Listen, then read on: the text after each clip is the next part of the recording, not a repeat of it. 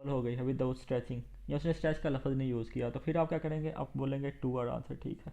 अब वो किस तरह से ठीक है, आपने सिर्फ लेंथ को डबल किया जिसकी वजह से डिस्टेंस भी डबल हो गई। ये जो 16 आर, ये बहुत ज़्यादा इंपॉर्टेंट क्वेश्चन है।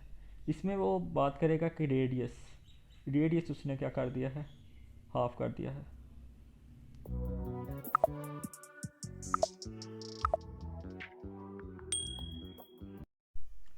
बिस्मिल्लाहिर्रहमानिर्रहीम, अस्सलाम वालेकुम। लास्ट वीडियो में मैंने आपको बताया था कि मैंने अपनी थर्ड अटैम्प्ट में किस तरह से पढ़ा जिससे मेरे 195 नंबर आए एम डी कैट में। आज की वीडियो में मैं आपको बताऊंगा कि आपने किस तरह से स्टडी करनी है कि आपका भी कंसेप्ट अच्छा हो जाए और आपका इस साल एडमिशन हो जाए।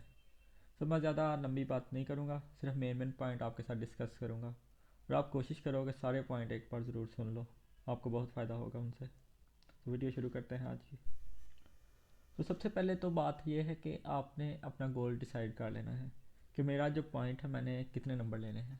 मैंने 185 नंबर लेने हैं, 180 नंबर लेने हैं, 175 नंबर लेने हैं, क्योंकि आपने इस साल के जो एग्रीगेट है, जो क्लोजिंग मार्क्स, उसको देखते हुए अपना एक गोल सेट करना है। अब जैसे जिनके नंबर है 1030, 40, 50 नंबर हैं या 1080 नंबर है, उनके लिए तो 170 भी, 172, 173 भी बहुत नंबर होंगे, उनका एडमिशन हो जाएगा। लेकिन जिनके नंबर हैं 1020 तक, 1030 तक या 1000 नंबर हैं, उनको कितने चाहिए, उनको 176, 177 नंबर चाहिए। और जिनके 1000 हैं उनको उस हिसाब से 180 प्लस मार्क्स चाहिए। सो आपने अपने आप को इस हिसाब से पहले ही एडजस्ट कर लेना है। अब दूसरी बात आती है कि जो जिनके नंबर 1000 से कम हैं, क्या वो भी इस साल गेम में हैं या नहीं। तो मैं कहूँगा कि उनका भी चांसेस हैं, क्योंकि एग्रीगेट कम हुआ है। सो वो भी अगर मेहनत करें, कुछ नया ट्राई करें, तो वो भी एडमिशन ले सकते हैं। और मेरी वीडियो जो आज की वो उनके लिए ही है जिनके 1000 है या उनसे उससे कम नंबर हैं, क्योंकि बाकी तो जो सबका सेम ही है, सब ने पढ़ना है। लेकिन जो मैं कुछ बातें बताता हूँ ना, वो उन स्टूडेंट के लिए होते हैं जिनके 1000 से मार्क्स कम हैं। और अगर वो स्टूडेंट मेरी बातों पर अमल करें जिनके 1000 से ज़्यादा हैं, 1050 से ज़्यादा हैं, तो उनका तो फिर बहुत ज़्यादा फ़ायदा हो जाएगा उनको। सो ये मेरा मेन पॉइंट है, ये आपने माइंड में रखना है। फ़र्ज़ करो कि एक स्टूडेंट है जिसके नंबर हैं एफ में 1080, दूसरा स्टूडेंट है जिसके नंबर हैं 1000। तो जो 1080 वाला है, उसका जो एज है उस पर वो 12 एम सी क्यूज़ का एज है, एम डी कैट के 12 एम सी क्यूज़ का उसे एज है। तो आपने वो एज किस तरह से क्लियर करना है, ये मैं आपको इस वीडियो में बताने जा रहा हूँ। और जो मेरी पूरी वीडियो है वो इन्हीं 12 एम सी क्यूज़ पर बेस होगी। सो इस इन्हीं 12 एम सी क्यूज़ की मैं आपसे बात करूँगा कि आपने ये 12 एम सी क्यूज़ किस तरह से ठीक ज़्यादा करने हैं उनसे। सो डिफरेंट मैं पॉइंट आपके साथ डिस्कस करते जाता हूँ, उनकी आपको डिटेल बताते जाता हूँ। प्रैक्टिस जो है वो दो तरह से होती है, एक होती है क्वांटिटी और एक क्वालिटी। क्वांटिटी में ये है कि आपने 1000 एम सी क्यूज़ एक चैप्टर का सॉल्व कर लिया, आपने एक क्वेश्चन सॉल्व किया और आगे चलते गए। और क्वालिटी में ये है कि आपने 100 एम सी क्यूज़ एक चैप्टर का सॉल्व कर लेकिन अच्छे से किया। और ये जो मैं आपके साथ आप दो क्वेश्चन शेयर करने जा रहा हूँ, बाहर तो बहुत आसान क्वेश्चन है, लेकिन यह है कि मैं आपको बताऊंगा कि आपने इससे मज़ीद एम सी क्यूज़ किस तरह से बना सकते हो। एक एम सी क्यूज़ को आपने लिया, उसको मॉडिफाई किया, उसका एक वर्ड चेंज किया या थोड़ी सी स्टेटमेंट चेंज की, तो आपने उससे नया एम सी क्यूज़ बना लिया। और बाकी आप ऑप्शन देखेंगे चार, और बाकी आप देखेंगे कि इसका ये आंसर क्यों ठीक है और बाकी क्यों नहीं ठीक। सो आप उन पर उस क्वेश्चन को अप्लाई करोगे। तो ये क्वेश्चन वन है आपके सामने।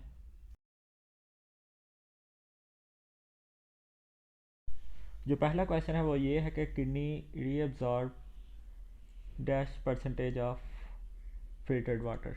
ठीक है, उसमें आपको ये बुक की लाइन है कि 99.5%। ठीक है, अगर रीअब्जॉर्ब उधर यूज़ हुआ है तो आपने 99.5%, ये हो गया आपका ठीक ऑप्शन। अब आपने देखना है बाकी क्यों नहीं अप्लाई हो रहा है, बाकी क्यों नहीं ठीक। अब 0.5% ये क्यों नहीं ठीक, और ये ठीक किस तरह से हो सकता है 0.5%। सो अगर हम इसकी जगह यूज़ कर दें किडनी लूज़, कितना वाटर लॉस होता है, तो लूज़ या लॉस लिखते हैं जो भी, कितना लॉस करती है वाटर, तो वो उसके लिए हमारे पास ऑप्शन आ जाएगा 0.5%। अब 20% किस तरह से हमारा ऑप्शन ये 20% वाला ठीक होगा, उसके लिए आपने क्या करना है, थोड़ी सी पूरा जो क्वेश्चन है उसकी स्टेटमेंट चेंज कर देनी है। आपने क्या करना है, kidney receive 20% of blood pump by the heart. ठीक है, इधर किडनीज आ जाएगा, बोथ किडनीज। और अगर 10% हम कह दें तो फिर वो एक किडनी की बात हो जाएगी। तो इस तरह से आपने एक एमसीक्यू था जिसमें सिर्फ उसने री ऑब्जर्व पूछा था, उससे आपने 3 न्यू एमसीक्यूज बना लिए हैं। तो इस तरह से आपने करते जाना है। दूसरा, मैं फ़िज़िक्स का एक एमसीक्यूज आपके साथ शेयर करता हूँ और मैं आपको बताता हूँ कि आप इससे मज़ीद किस तरह से न्यू एमसीक्यूज बना सकते हैं।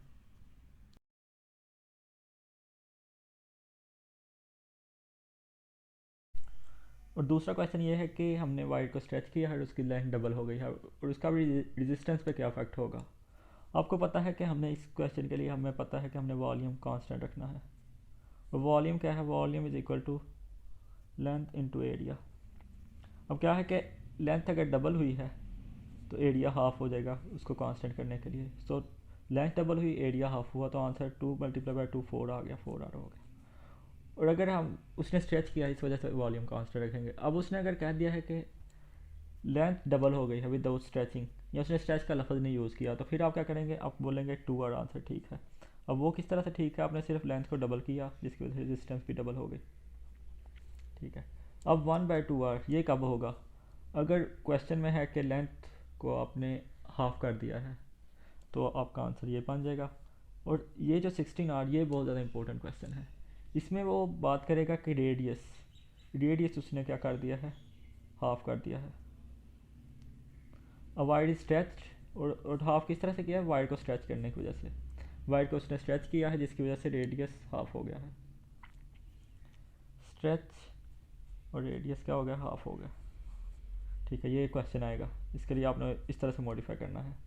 तो इसमें आपका क्या होगा कि volume is equal to L into pi R square. Radius half हो गया है मतलब 1/2 हो गया, जिसका स्केयर क्या बन गया, 1/4। अब 4, और इधर भी हम लेंथ को कितना फिर हमें इंक्रीज़ करना पड़ेगा, 4 टाइम्स। ठीक है ना। और रेजिस्टेंस में हम अगर फार्मूला ये पेश करते हैं, हमारे पास L/A होता है फार्मूला, रो इंटू L/A। अगर ये 4 टाइम इंक्रीज हो, एरिया क्या हो गया, 1/4। 1/4, 4 ऊपर जाकर मल्टीप्लाई हो जाएगा तो 4 × 4, ये बन गया हमारे पास 16। ये हमारा 16 और हमारे पास आ गया रेजिस्टेंस, इस तरह से इंक्रीज हो जाएगी। यानी कि देखो क्वेश्चन एक था, सिंपल था, आपने उससे मज़ीद 3 न्यू एमसीक्यूज बना लिए। तो इस तरह से आपने क्वेश्चन सॉल्व करने हैं। ये 2 एमसीक्यू सिर्फ मैंने एक फिज़िक्स का आपके साथ शेयर किया और एक बायो का। इसी तरह आप केमिस्ट्री के एमसीक्यू भी मॉडिफाई कर सकते हो और इंग्लिश के भी। अगर आप ऐसा करते हो तो आपके अपना एक आपके पास एमसीक्यूज बैंक बन जाएगा, जो कि आपके लिए फ़ायदेमंद होगा, बहुत आपको फ़ायदा होगा, ये मैं आपको गारंटी के साथ कह सकता हूँ। दूसरा जो इंपॉर्टेंट काम वो आपने करना है, आपने खुद से एमसीक्यूज बनाने हैं। और ये खुद से एमसीक्यूज बनाने की जितनी टाइम शायद मैंने यूज़ की हो फेसबुक पर अपने ग्रुप में, शायद ही किसी और ने की हो, लेकिन मैं मुसलसल 3 साल से स्टूडेंट को यही कह रहा हूँ कि आपने खुद से एमसीक्यू ज़रूर बनाने हैं, इसका आपको फ़ायदा होगा। अब जिस तरह से आपने ये क्वेश्चन के स्टेटमेंट को चेंज करके, ऑप्शन चेंज करके आपने न्यू क्वेश्चन बनाया है, इस तरह आप बुक रीडिंग करो। आप जो बुक की लाइन है उसको मॉडिफाई करो और उससे खुद से एमसीक्यूज बनाओ। अब मैंने ग्रुप एक स्टार्ट किया है जिसमें मैं स्टूडेंट से एमसीक्यूज बनवाता हूँ।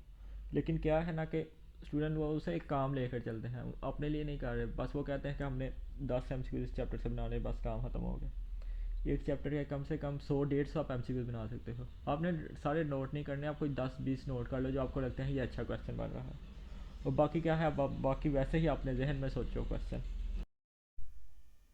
जहाँ तक टाइम टेबल और शेड्यूल की बात है, ये सबका अपना अपना होता है। ना आप मेरा टाइम टेबल फॉलो कर सकते हो, ना मैं आपका टाइम टेबल फॉलो कर सकता हूँ। इसका यही है कि आप अपना टाइम टेबल बनाओ। और अगर आप चाहते हो कि अगर कोई किसी आपके लिए बनाए, तो वो यही कह सकता है कि आपने इस दिन ये चैप्टर करना है, इस दिन ये चैप्टर करना है, और आपने इसके एमसीक्यूज बनाने हैं, ऐसे इस तरह से पढ़ना है, इस तरह से करना है। तो अगर आप मुझसे भी कहोगे, मुझसे गाइडेंस मांगो, तो मैं यही कहूँगा कि आप अपना टाइम टेबल बनाओ। लेकिन अगर आपको चाहिए कि शेड्यूल आपने क्या बनाना है, तो वो मैं यही कहूँगा कि आपने डेली एक ये चैप्टर कर लो, आज ये चैप्टर कर लो, एक ये चैप्टर कर लो। इससे ज़्यादा तो ना मैं आपको गाइड कर सकता हूँ, ना कोई और आपको कर सकता है। फिर इसके अगर ज़्यादा आपने कुछ करना है तो यही है कि आप कोई क्लास ऑनलाइन ज्वाइन कर लो, आपको उसमें ही फ़ायदा होगा इसका। इसके बाद बात करते हैं quality of time versus quantity of time. ये भी इंपॉर्टेंट टॉपिक है बहुत, और अक्सर स्टूडेंट को इसका पता ही नहीं होता। बस वो ये कहते हैं कि फ़लाँ इतने घंटे पढ़ रहा है तो मैंने भी इतने घंटे पढ़ना है। अगर एक स्टूडेंट 16 घंटे पढ़ रहा है, इसका ये मतलब नहीं कि उसका माइंड भी 16 घंटे उस पर ही था कि मैंने बहुत वो अच्छे से पढ़ रहा है उतना। अगर मैं पढ़ता हूँ, मेरे से 4 से 5 घंटे से ज़्यादा नहीं था पढ़ा जाता अच्छे से। तो मेरे लिए वही था 4 से 5 घंटे पढ़ना, लेकिन मैं ये क्या था, मैं अच्छे से वो पढ़ता था 4 से 5 घंटे। अब मैं अगर वही बुक लेके बैठ जाऊँ 10 घंटे, तो शायद मैं उससे कम पढूँ और मेरा माइंड ही ना उस पर हो। सो आपने इस पे भी अमल करना है कि आपने क्वालिटी ऑफ टाइम पर अमल करना है। आपने थोड़ा पढ़ना है, अच्छे से पढ़ना है। अब नोट्स की बात करते हैं कि आप नोट्स किस तरह से बना सकते हो। तो नोट्स बनाने के लिए आपने सबसे पहले, अगर आपको कुछ नहीं आता तो आपने लेक्चर सुनना है। उसके बाद आपने बुक रीडिंग करनी है, और जो लाइन या पॉइंट आपको अच्छी लगे आपने वो शॉर्ट लिस्टिंग के तौर पर लिख लेनी है, या आपने पूरी लाइन ही आपने लिख लेनी है, या उसको थोड़ा सा मॉडिफाई करके लिख लेना है। उसके बाद आगे प्रैक्टिस की।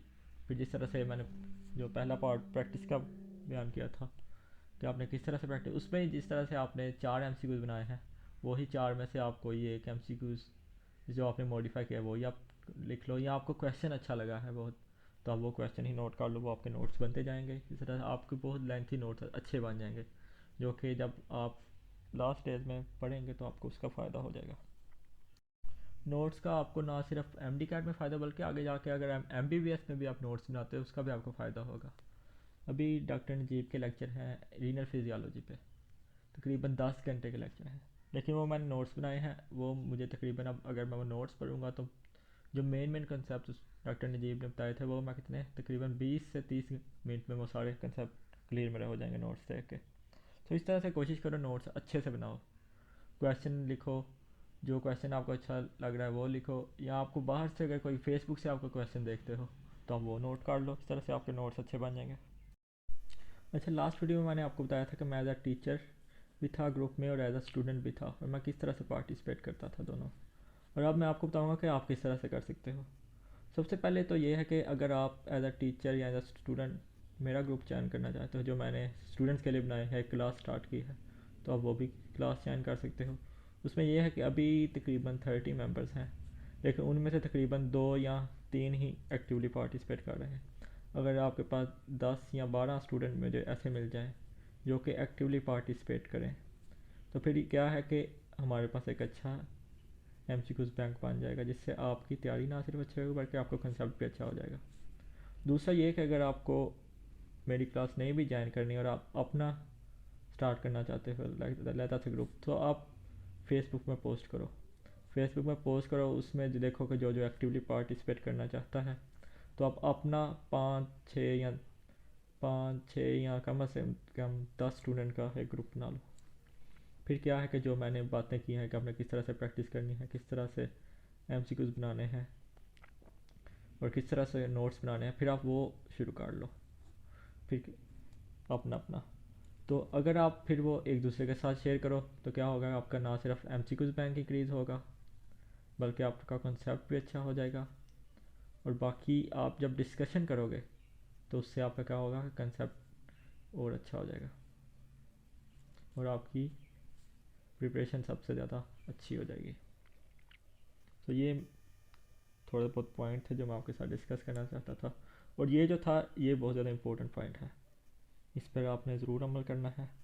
और मज़ीद इसके कि आप क्या कर सकते हो, और ग्रुप को आप एज आ पॉजिटिव लेके चलो। ये ना चलो कि मैं आपको काम दे रहा हूँ, बल्कि आप ये देखो कि उसका आपको क्या फ़ायदा होगा। ठीक है, मैंने आपको काम दे दिया कि आपने आज होम्योस्टेसिस है, आपने ये पढ़ना है और आपने उसके MCQs बनाने हैं।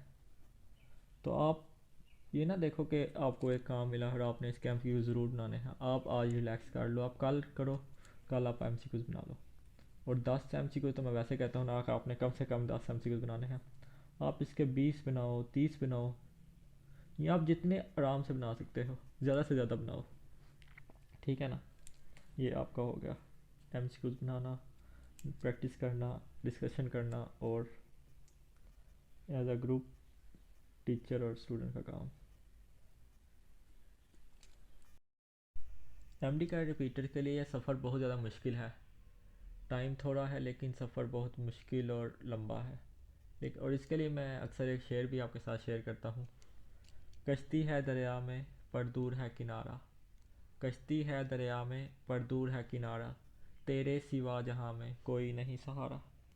सो खुद पे यकीन रखो और अल्लाह ताला पे यकीन रखो कि आप ये कर सकते हो। मेहनत करो और दूसरों को गाइड करो, दूसरों से सीखो और अपना कॉन्सेप्ट अच्छा।